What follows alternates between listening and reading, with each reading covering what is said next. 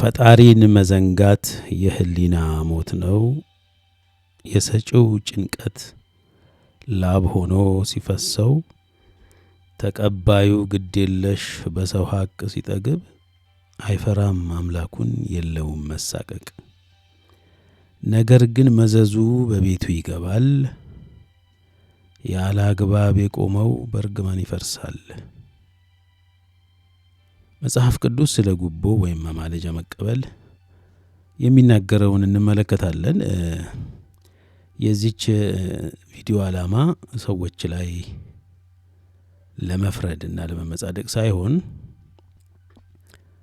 የእግዚአብሔር ቃል መፈጸሙ ግድ ስለሆነ ለሰዎች ትምህርትን ለመስጠትና ካሉበት የተሳሳተ መንገድ እንዲመለሱ ለማድረግ ነው ዓላማው። እሺ፣ የመጀመሪያው ጥቅሳችን ኢዮብ ምዕራፍ 15 ቁጥር 34 የጉቦ መጨረሻ ጥፋት ነው። ቁጥር 34 እንዲህ ይላል መጽሐፈ ኢዮብ ምዕራፍ 15 የዝንጎች ጉባኤ ሁሉ ለጥፋት ይሆናል፣ የጉቦ ተቀባዮችንም ድንኳን እሳት ትበላለች። የጉቦ ተቀባዮችንም ድንኳን እሳት ትበላለች። ሊትራሊ እሳት ላይሆን ይችላል፣ ሊሆንም ይችላል። ዊዶንት ነው። ግን መጨረሻው በጉቦ የተገነባ ሀብት በጉቦ የተገኘ ሀብት ሁሉ መጨረሻው ጥፋት መሆኑን የሚያስረዳ መልእክት ነው። ኃጢአት በመጀመሪያ ወይም ደግሞ ደስ የሚል እቅድ ቢመስልም፣ ለምሳሌ ጉቦ መቀበል ያልተለፋበት ያለ ላብ የተገኘ ስለሆነ ምናልባት መጀመሪያ ሲመጣ ደስ ይላል። ውጤቱ ግን ጥፋት፣ ውርደትና ባዶነት መሆኑን ኤልፋዝ ሊያስተምረን ፈልጓል። ይህ ትርጓሜ የክፉ መንገድ መጨረሻ ሞትና ጥፋት መሆኑን የሚያስረዳ ጥብቅ መልእክት ነው። ማቲው ሄንሪ ነው ይህንን ያብራራው። ስለዚህ እሳት እንዳይበላን ወይም ደግሞ መጨረሻችን ጥፋት እንዳይሆን ሰዎች ጉቦ መብላት ማቆም አለባቸው ማለት ነው። ይህ የእግዚአብሔር ቃል ስለሆነ ይፈጸማል፣ የማይቀር ነገር ነው። እንቀጥላለን። እንዲሁም በሁለተኛ ዜና መዋዕል ምዕራፍ 19 ቁጥር 7 በአምላካችን በእግዚአብሔር ዘንድ አመፃና ፊት ማየት ጉቦም መቀበል የለምና የእግዚአብሔር መፈራት በእናንተ ላይ ይሁን። በአምላካችን በእግዚአብሔር ዘንድ አመፃና ፊት ማየት ጉቦም መቀበል የለምና የእግዚአብሔር መፈራት በእናንተ ላይ ይሁን። በየትኛውም ቦታ ኃላፊነት የተሰጣቸው የእግዚአብሔር ተወካዮች በመሆናቸው ተግባራቸውን በእግዚአብሔር ፍርሃት ማከናወን እንዳለባቸው የሚገልጽ ጥብቅ ትእዛዝ ነው ይላል ማቲው ሄንሪ። ስለዚህ በአምላካችን በእግዚአብሔር ዘንድ አመፃ ስለሌለ እግዚአብሔር ጉቦ ከመቀበል በፊት እግዚአብሔርን መፍራት ያስፈልጋል ማለት ነው። እግዚአብሔር መፈራት አለበት። አሁን ያለንበት የተቀመጥንበት በየትኛውም እርከን ደረጃ ያለ ቦታ እግዚአብሔር እድል ስለሰጠን ነውና ያንን እድል በታማኝነትና በቅንነት ማገልገል እንጂ ጉቦ የምንቀበልበትና ወይም ደግሞ ኦፖርቹኒቲ አግኝተን ራሳችንን የምናበለጽግበት አይደለም። እርግጥ መበልጸጉም ምኑም ሊመጣ ይችላል በጉቦ ማለት ነው። ግን መጨረሻው ጥፋት ነው የሚሆነው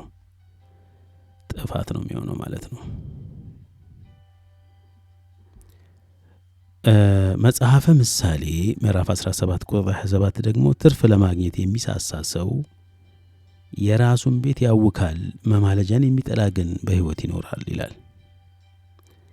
ንብረትን ወይም ገንዘብን ያለ አግባብ ለመሰብሰብ መሽቀዳደም ወይም ስግብግብነት በእግዚአብሔር ዘንድ የተጠላ ነው።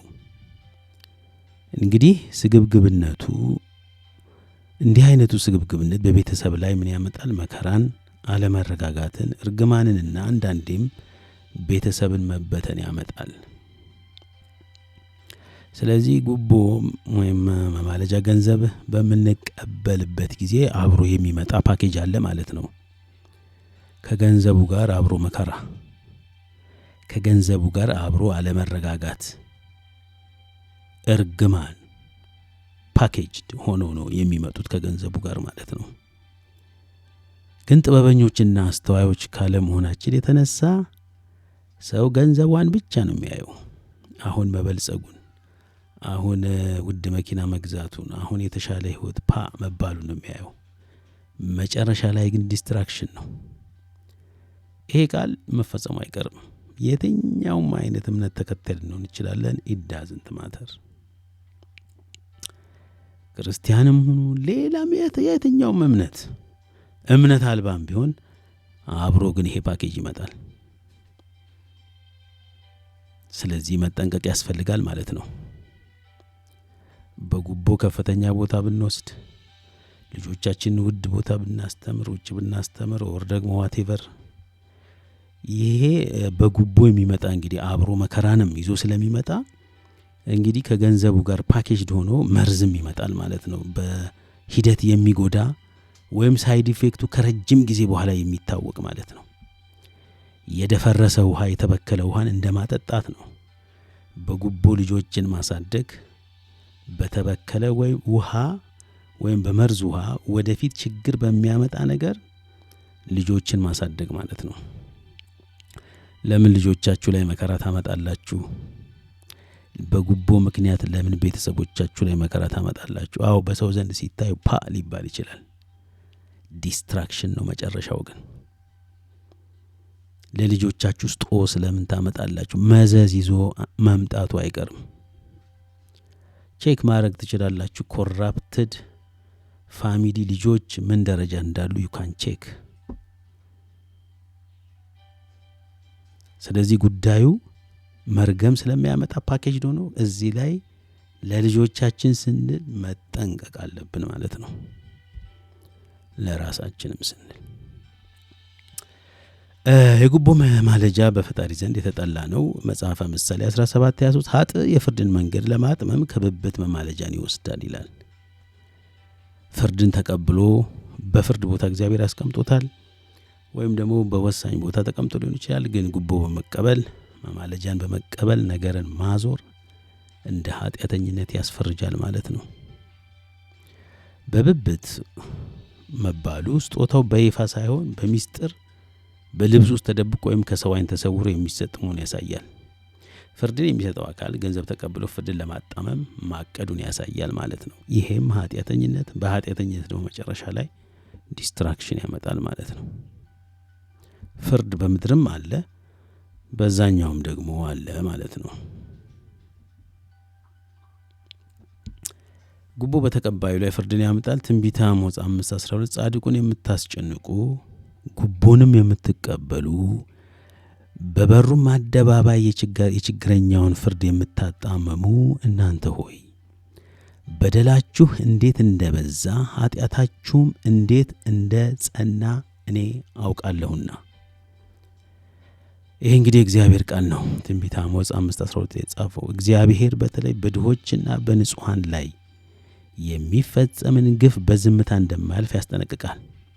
ፍትህ በጎደለበትና ጉቦ በነገሰበት ማህበረሰብ ላይ የእግዚአብሔር ፍርድ አይቀሬ መሆኑን ይገልጻል። ስልጣንን ለግል ጥቅም ማዋልና በድሆች ላይ ፍርድ ማጣመም በእግዚአብሔር ዘንድ እጅግ የከበደ ኃጢአት መሆኑን ያስተምረናል።